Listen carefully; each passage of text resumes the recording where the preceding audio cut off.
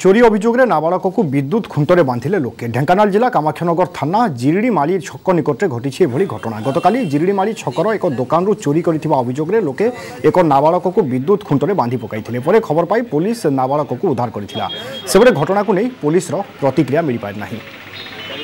ए घटना संपर्क में अधिक सूचना देवाई बर्तमान फोन लाइन अच्छा प्रतिनिधि राकेश देउरी। राकेश, घटनाक्रम कौन थिला, क्यों परिस्थिति रे लोके धरिले से संपर्क में तो कहिबे, किंतु चोरी अभियोग रे जो नाबालक को माड़ होईछि प्रकृत रे तार अवस्था किभली अछि, से कोनोसी प्रकार आहत होईछंती कि?